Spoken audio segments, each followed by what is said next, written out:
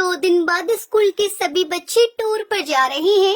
मैंने तो मैम से मना कर दिया, लेकिन मैम कह रही थी कि पढ़ाई के साथ साथ हमें म्यूजियम और हिस्टोरिकल प्लेस के बारे में देखना चाहिए और जानना चाहिए। हाँ ठीक ही तो कह रही थी मैडम। अरे हमारी बिटिया किसी भी चीज में पीछे नहीं होनी चाहिए। तुम टूर पे जरूर जाओगी। हाँ बेटा, और मैंने तो तेरे लिए नया यूनिफॉर्म भी सील दिया है, इसलिए तुझे अब चिंता करने की कोई जरूरत नहीं है। Thank you mummy papa. आप जैसे माँ बाप हर किसी को मेरी हर छोटी छोटी ख्वाहिशों को पूरा करने के लिए आप दोनों दिन रात मेहनत करते हैं। वैसे ही मैं जल्दी ही कामयाब होकर आपके हर एक सपने को पूरा करूँगी।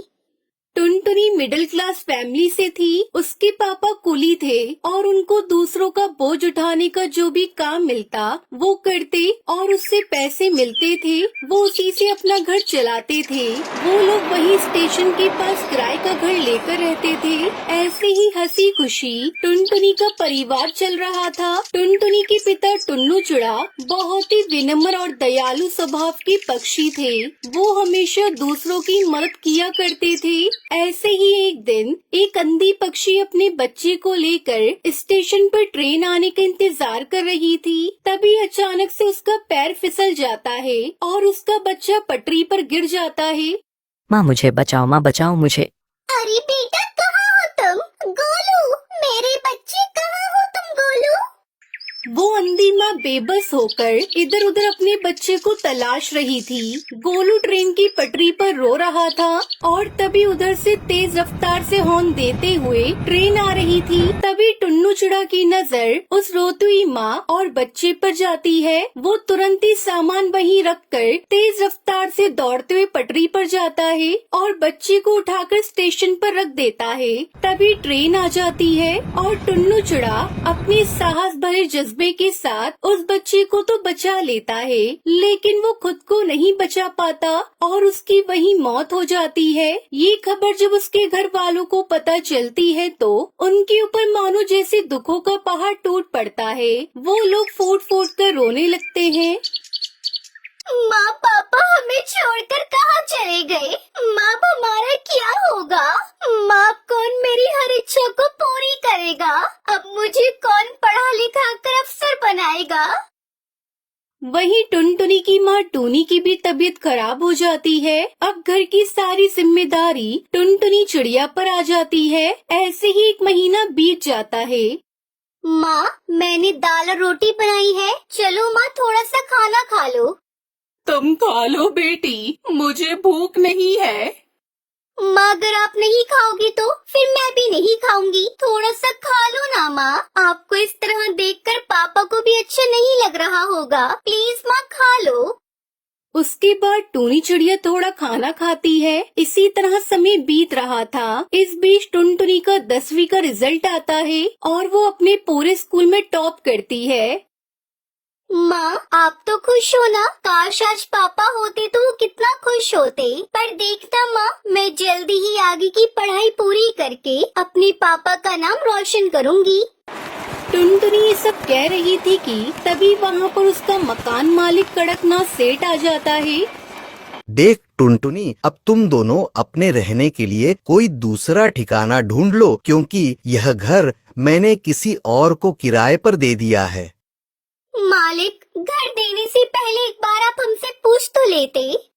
यह मेरा घर है और इस घर में किसे रखना है यह मुझे तुमसे पूछने की जरूरत नहीं है। तुम्हारा पति एक अच्छा पक्षी था, इसलिए मैं अभी तक चुप था, लेकिन अब और नहीं। अब तुम दोनों माँ बेटी ये घर खाली कर दो।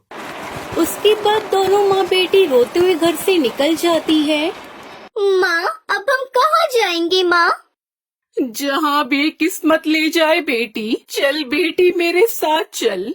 उसके बाद दोनों माँ बेटी घर की तलाश में निकल पड़ते हैं, लेकिन उन्हें कहीं कोई घर नहीं मिलता। वो दोनों एक सुनसान सड़क पर बस चले जा रही थी। तभी एक तेज रफ्तार गाड़ी आती है और टूनी चिड़िया को टक्कर मारकर चली जाती है। माँ, ये आपको क्या हुआ माँ? अरे कोई है तो मेरी मदद करो। अरे कोई है। सुनसान सड़क पर उसकी मदद करने वाला कोई नहीं था। तभी उसे वहाँ एक बस दिखाई देती है और टुनटुनी चिड़िया जैसे तैसे करके अपनी माँ को बस में बिठाकर उसे चलाते हुए हॉस्पिटल ले जाती है। देखिए चिड़िया, तुम्हारी माँ के सिर से काफी खून बह गया है, हमें ऑपरेशन करना होगा। तुम जल्दी से 1 लाख रुपए जमा करवा दो। डॉक्टर साहब, आप ऑपरेशन की तैयारी करिए, मैं अभी पैसे लेकर आती हूँ। टुनटुनी उसी बस में बैठकर रो रही थी। हे भगवान, पापा को तो पहले ही मैं खो चुकी हूँ। अगर माँ को कुछ हुआ तो मैं नहीं जी पाऊंगी। मुझे हर हाल में मेरी माँ की जान बचानी है, लेकिन मैं इतने सारे पैसे कहाँ से लेकर आऊंगी? तभी उस बस में से आवाज आती है, परेशान मत हो टुनटुनी चिड़िया, मैं परी लोक से आई हुई हूँ। मैं जादुई बस हूँ और तुम्हारे परिवार वालों की अच्छाई को देखते हुए ही रानी परी ने मुझे तुम्हारी मदद के लिए भेजा है। आज से तुम्हें घबराने की कोई जरूरत नहीं है। ये लो, ये पूरे 1 लाख रुपए हैं। जादुई बस, मैं तुम्हारा ये एहसान कैसे चुका पाऊंगी? थैंक यू बस, तुमने मेरी ऐसी मुश्किल समय में मदद की जब मेरा साथ देने वाला कोई नहीं था। उसके बाद टुनटुनी वो पैसे लेकर अपनी माँ का इलाज करवाती है। कुछ दिनों में उसकी माँ ठीक हो जाती है। फिर जादुई बस टुनटुनी चिड़िया से कहती है, अब तुम दोनों माँ बेटी जल्दी से मेरी बस में जाकर बैठ जाओ, मैं तुम्हें एक चमत्कार दिखाती हूँ। उसके बाद वो बस खुद ब खुद एक बस घर के रूप में बदल जाती है। टुनटुनी, आज से ये घर तुम्हारा है। तुम अब यहाँ अपनी माँ के साथ आराम से इस बस घर में रह सकती हो। और हाँ, तुम्हें इस घर में किसी भी तरह की कोई कमी नहीं होगी। वो सब तो ठीक है जादुई बस, लेकिन ये बस घर तो शहर से काफी दूर है। फिर मैं अपने स्कूल कैसे जाऊंगी? बस इतनी सी बात, मैं हूँ ना, मैं भला किस दिन काम आऊंगी।